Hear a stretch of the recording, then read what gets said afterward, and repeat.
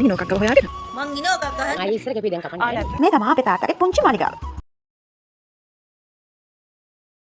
අද රාට නම් කඩෙන් කන්න ඕනේ නේ මෙහෙම.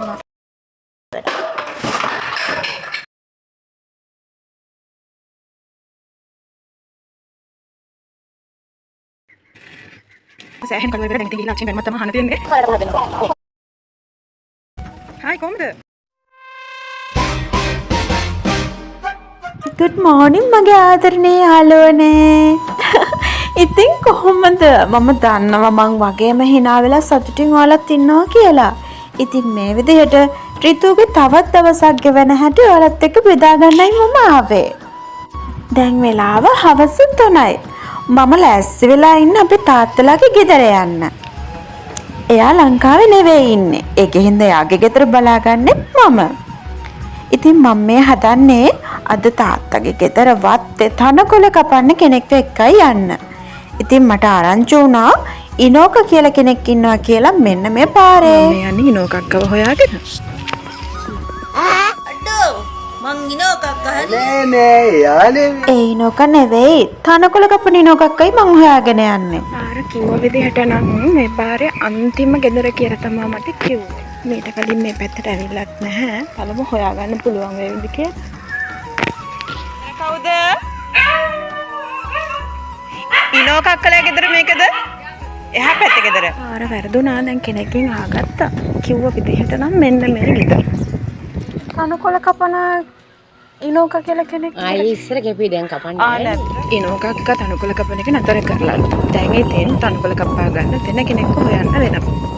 තනකොළ කපන වැඩේ වෙන දවසකට දාලා මම මේ යන්නේ තාත්තගේ ගෙදර අස් කරලා මල් වලට වතුර දාලා පොහොර දාලා එන්න.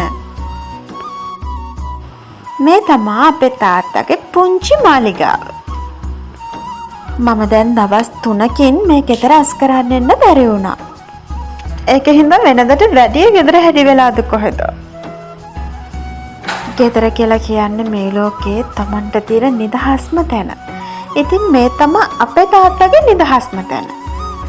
මම මේ අපේ තාත්තා කියන්නේ මගේ මහත්තයාගේ තාත්තට. මගේ තාත්තා මම චූටි කාලෙම නැති වෙලා. ඒක හින්දා මම මගේ මහත්තයාගේ තාත්තට ගොඩාක් ආදරෙයි. තාත්තෙක්ගේ වටිනාකම දැනෙන්නේ මට තේරෙන විදිහට නම් වැඩිපුරම තාත්තෙක් අහිමි වෙච්ච දරුවෙක්මයි. තියෙන්නේ අපේ තාත්තගේ ආසම දෙයක්.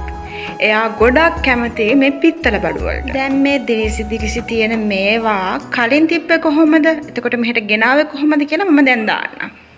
1 week later.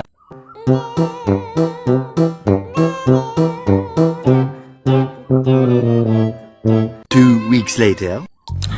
මේ තියෙන්නේ අපේ තාත්තගේ මහා අනර්ග වස්තුවේ මුල් තත්ත්වය. බලන්නකො තියෙන හැටි. කළුම කළු පාට මේ පිත්තල පහනයි මල් පෝච්චි දෙකයි මේ වගේ දිලිසෙන කිරිටොය තත්ත්වයට ගෙනාවේ අපේ සීයා. එයා තරුණ කාලේ ඉතින් කරා කියන්නේ ඔය වාත්තු වැඩනේ.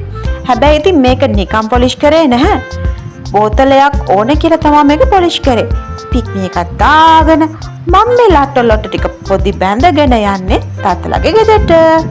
ඔන්න ඉතින් ගෙදර ගාවටත් ඇවිල්ලා තනියමම මේ ටික ගේ ඇතුළට අරන් යන්න පටන් ගත්තා.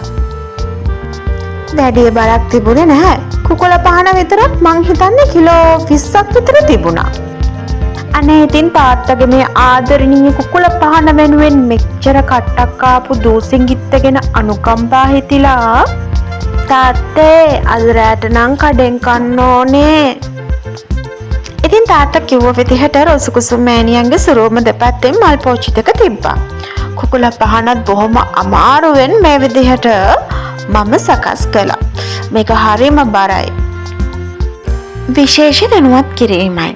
ආදරණීය තාත්තේ, අම්මේ, ඒ වගේම මගේ අම්මේ. ඔයාලට ඉන්නේ සෙමසේ කෙල්ලෙක් නෙවෙයි හොඳේ. ආඩම්බර වෙන්න.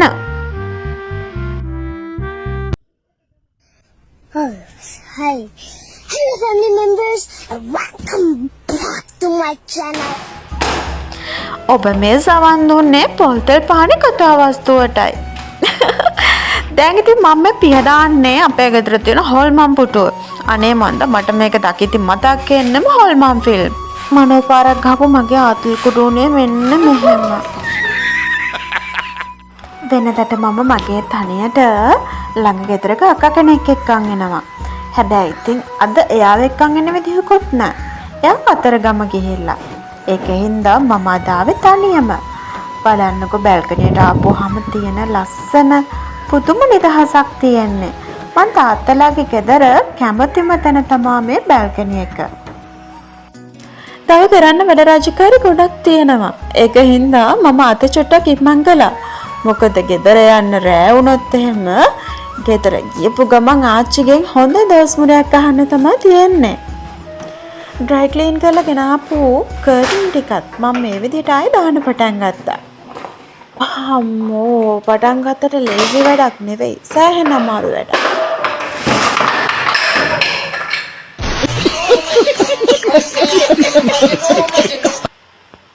hina වෙන්න දෙයක් නෙමෙයි. මේක තමයි සංසාර ණය ගනුදෙනු. A few moments later. හරි ඉතින් එහෙම තමයි ඩාම් වෙනවා ඩෝම් වෙනවා. ලොකෝ ප්‍රශ්නයක් නැහැ. කකුල චුට්ටක් වැදුනා විතරයි. ඔයින් ගියා මදයි මම බය වුණා අඬක් කැඩුනා කියලා. පැය දෙකමාරක විතර මහන්සිය මේ විදිහට නිමාවෙති ඔන්න මම ගේ ඇතුළ අස් කරලා නම් ඉවර කරා. දැන් තියෙන්නේ දැන් අපි යමු මිදුල වැඩ ටික කරන්න. මේ බලන්නකො හැන්දෑහසේ ලස්සන. ඇත්තටම අහස කියන්නේ නම් පුදුම කලාකාරයක්. වෙලාවකට පිස්සුවක්. මම දැන් ලෑස්ති වෙන්නේ තනකොළ වලට පොහොර දාන්න. අද මම දාන්නේ බවර්ග 11 මෙන්න මේ පොහොර වර්ගය. ඒ මදිවට මේ තනකොළ වලට වේයබව වෙලා. ඒවට බෙහෙත් දාන්න වෙනම දවසක එන්න වෙනවා. මොකද පොහොරයි කෘමිනාශකයි දෙක එකට දාන්නේ නැහැ කියලා මට සීයා කියලා දුන්නා. ඉතින් පොහොර දාලා මේ විදිහට වතුරත් තනකොළ වලට දැම්මා.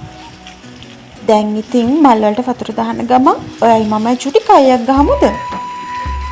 ඔයාට මේ වගේ ගෙදරක තනියම ඉන්න සිද්ධ වුණොත් එහෙම ඔයාට පුළුවන් දෙන්න. මං කියන්නේ එක දවසක් රැයක් වගේ නෙවෙයි. මාසයක් දෙකක් තුනක් වගේ. එහෙම වුණොත් ඔයාට පුළුවන් ද තනියම ඉන්න? මට නම් පුළුවන්. මම මෙහෙ අවුරුද්ද තනියම හිටියා. ඒ කාලේ නම් මල් ගොඩක් තිබුණා. දැන් නම් තියෙන මල් චුට්ටයි. ඒ කාලේ මල් විතරක් නෙවෙයි මම මෙහෙ එළවලුත් හැදුවා. මෙහෙ මල් පිපෙන ගස් ගොඩක් මට හදන්න බැරි. මම මෙහෙට වතුර දාන්න එන්නේ දවස් 2කට හෝ 3කට සැරයක්. මොකද මගේ වැඩත් එක්ක මට හැමදාම ඇවිල්ලා වතුර දාන එක කරන්න අමාරුයි.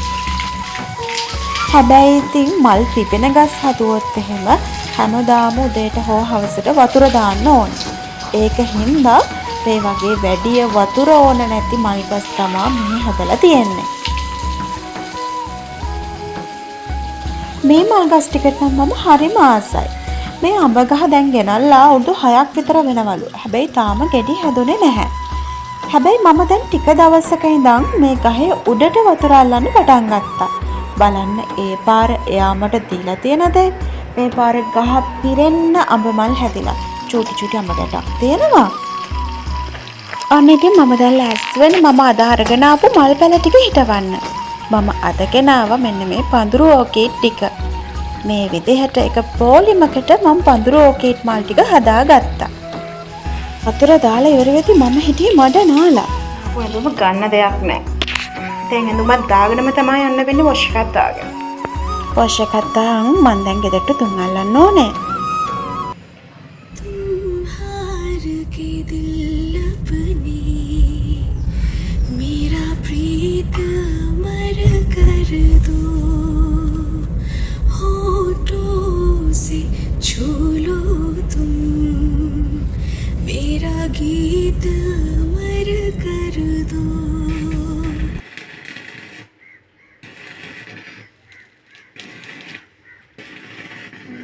අද සෑහෙන කලවර වෙලා දැන් ඉතින් ගිහිලා ආච්චිගෙන් බැනුමක් තමයි අහන්න තියෙන්නේ.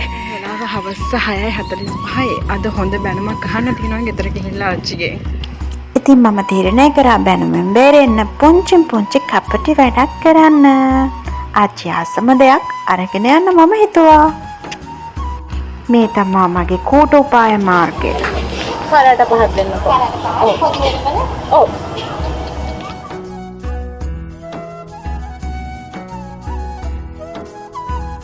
දැන් ඉතින් ඔය ළමයි මට කපටි කෙල්ල කියන්න එපා. මේ කපටිකම නෙවෙයි. ස්ථානෝචිත ප්‍රශ්නාව ළමයි. ළමයි පුංචි තැනක් තියෙනවා. ගොඩක් කලවර වෙන්න කලින් එතනින් පැන ගන්න තිබුණොත් මට හොඳටම ඇති. මේ තියෙන්නේ මෙන්න මේ පාර තව ටිකක් වෙලා යද්දි ගොඩක් අඳුරුයි.